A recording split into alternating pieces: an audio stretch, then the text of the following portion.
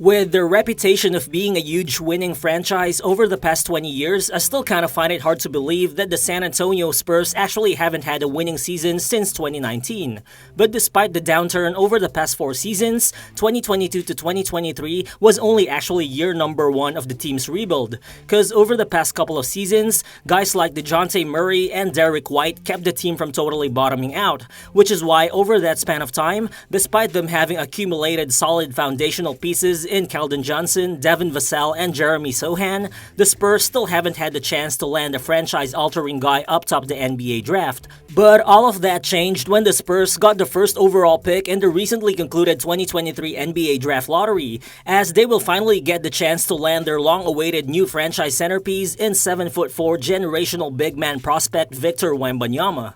But actually, to say that Wembanyama is simply a franchise-altering talent is a huge understatement. He will definitely be the Spurs' clear top option on this roster right from day one, even with Devin Vassell and Keldon Johnson, who combined to average 40 points per game last season. I think the beauty though of drafting a gigantic guy like Wembanyama who can dribble, pass, shoot, and play defense while also having guard skills in the perimeter on both ends of the floor is that for the Spurs, you can virtually construct any type of team around him that you can envision.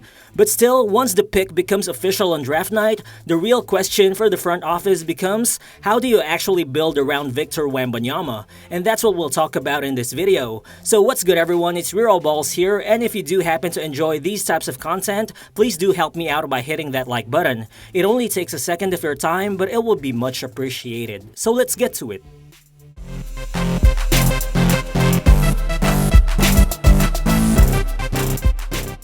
I definitely believe that in the long term, Victor Wembanyama's best position will be at center, much like with how Anthony Davis dominated at the 5 spot for both the Pelicans and the Lakers. I think playing center is just really the best way for Wembanyama to take advantage of his crazy physical gifts and versatile skill set on both ends of the floor. Offensively, at the 5, he can put slower opposing centers into a mismatch, and on defense, Wembanyama's length around the basket should also transform the geometry of the game even more than Anthony Davis did as a defender. But early on, I can definitely imagine Wembanyama playing power forward at least defensively. Even if injuries might not be as big of a concern as you'd expect for a player his size, I think saving your brand new generational prospect from all the pounding from bigger guys, as well as from the responsibility of anchoring your defense every second he's on the court, should be a reasonable starting point for the Spurs. And besides, if you've already got a bulkier 7-footer on your roster like Zach Collins, who can bang bodies, protect the rim, and do a little bit of playmaking, why not deploy him as the 5-man alongside Wembanyama? You could just look at how the Cavs supported Evan Mobley's early development as a big man by pairing him with another elite but stronger defender in Jarrett Allen. Well sure, Zach Collins ain't no Jarrett Allen, but still, Collins could play the enforcer role if stronger bigs try to target Wembanyama on the paint early on. And while he might not be the best offensive rebounding big man you want beside Wembanyama, Collins can still hold his own defensively. He actually held opponents to 54.9% shooting at the rim, which was the 11th best defensive mark among all players to contest 100 shots at the rim last season. I also think not a lot of people have realized how good Collins has been, especially towards the end of the year, as over his last 20 games, he averaged 16 points, almost 8 rebounds, and almost 4 assists while shooting 40% from deep.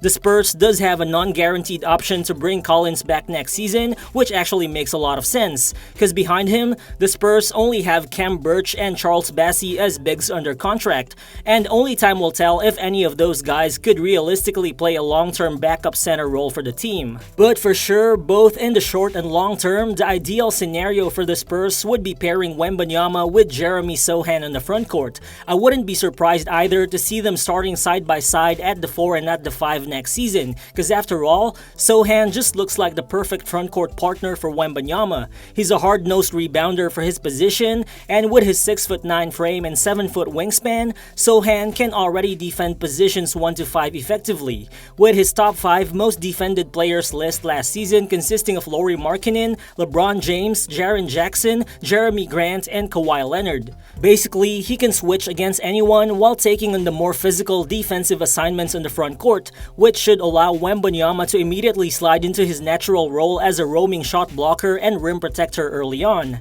Also, I just see this Sochan and Wembanyama tandem as potentially the most most ideal defensive frontcourt you could have in today's NBA. Cause looking at it in the pick and roll, you could place Wembanyama as the drop coverage defender because of his length and disruptive ability, while Sohan acts as a weak side defender around the rim. But really, because of both guys' athleticism and versatility, you can just basically interchange how you deploy them and they would still anchor the Spurs defense effectively. Then on offense, of course, in the long term, you could imagine Wembanyama playing either as a point of attack initiator or as a playmaking hub from the elbows, and either way, Sohan would still be a great fit alongside him. In the half-court, most of Sohan's field goals as a rookie came off cuts, put-back dunks, or alley-oop passes, and that kind of off-ball scoring ability should be a perfect complement to the emerging playmaking ability that Wembanyama displayed in Europe, particularly as a short-roll passer. But even if you put the ball in Jeremy Sochan's hands, good things are still bound to happen. He's a capable complementary ball handler who played a lot of minutes at point guard last season, while averaging 3.5 assists per 36 minutes, which was actually the 7th best mark among all rookies who played at least 500 minutes last season. For opposing teams, you could just imagine how much of a headache it would be to guard a Sohan and Wembanyama pick and roll, especially once Sohan becomes more of a consistent outside shooter. Well, Sohan made strides as a three-point shooter towards the middle of the season, but overall, he only shot less than 25% from deep.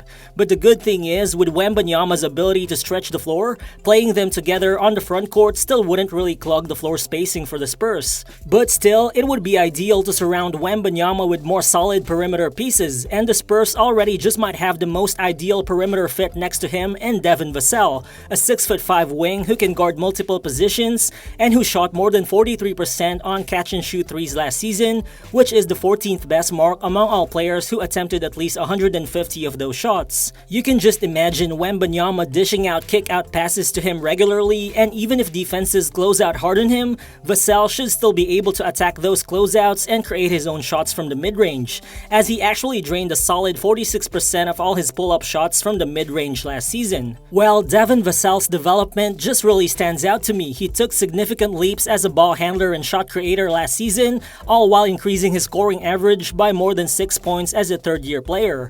And I think even if his ability to consistently break down defenders in isolation never really becomes elite, if the goal here is to surround Wembanyama with shooters who can defend and provide secondary shot making, then I think there's no better man for the job in this Spurs roster right now than Devin Vassell. But moving on, let's now talk about the team's number one option last season in Keldon Johnson, who I think is one of the most intriguing pieces for this Spurs franchise moving forward.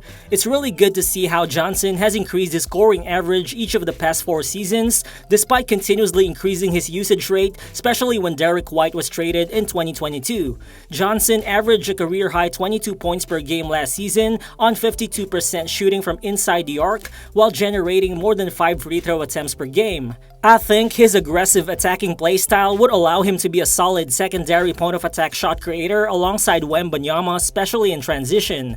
And while Johnson dipped to 33% shooting from deep because of a higher usage, I think with the Spurs having a new centerpiece in Wembanyama, Johnson could get back closer to the 39% three-point clip he had in 2022. Well, sure, defensively, there are some limitations to his size as a 6'5" guy who plays more like an undersized power forward, but still, Johnson brings tremendous energy and effort on that end, and more importantly, he's locked into a team-friendly $74 million deal over the next 4 years. So I think with how he plays, Keldon Johnson is definitely a franchise piece worth keeping alongside Victor Wembanyama. Overall, Wembanyama's presence would just allow the Spurs to slide everyone down a notch in the team's pecking order. But even if he scores 20 points per game, I think Wembanyama's skill set just looks like it's made to make everyone around him more complementary. So the role allocation in the Spurs team should still be drastically better with his arrival. However, I think there's still a big question mark for this team long-term in terms of their backcourt. Well, Tre Jones is definitely a solid starting point guard. He's a tough driver and a terrific point-of-attack defender who posted the strong 4:1 assist-to-turnover ratio last season. He's basically just the type of player you want to have on your team. And while he should immediately be able to form a strong pick-and-roll tandem with Wembanyama, you still probably won't feel awesome about him being your team's long-term starting point guard. On the other hand, Devonte Graham is a good veteran backup point guard because of his three-point shooting and decision-making.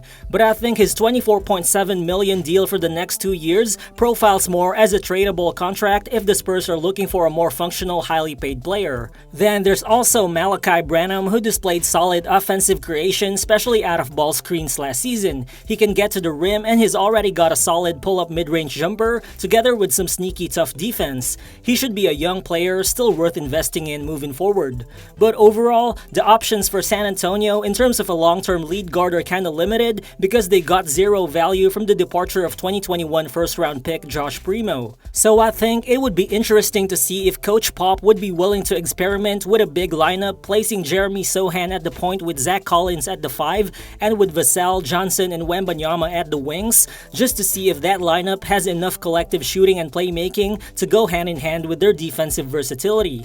But if the Spurs still stick with a traditional point guard, I think the question is, will Trey Jones be able to improve from his 28.5% three-point clip to avoid the kind of offensive congestion that plagued the Spurs last season? And if not, will the team choose to pursue a more win-now playmaker with better offense like Fred VanVleet, who's got a player option for next season that he might use to hit the open market? Well, these are just some of the questions that a talent like Victor Wembanyama brings to a franchise, but the good thing is, the Spurs will enter the Victor Wembanyama era with only 2 contracts that extend beyond 2024, which is that of Keldon Johnson and Devontae Graham. They also have a massive $43.5 million in cap space available, as well as 15 first-round picks and 26 second-round picks that they have control over until 2030. Add in the tradable veterans that they have, and no other team in the entire NBA is as flexible as the Spurs right now in terms of roster building, which is why I think there's really no stopping this team from building a contender around Victor Wembanyama and the rest of their young core pieces whenever they choose to. So thank you guys if you've actually made it this far into the video, and do you realistically see Victor Wembanyama leading the Spurs to a championship in the near future? Feel free to share your thoughts in the comment section below, and again, if you're new to the channel, please consider subscribing as well. Again, this is Real Balls, and I'll see you on the next one. Peace.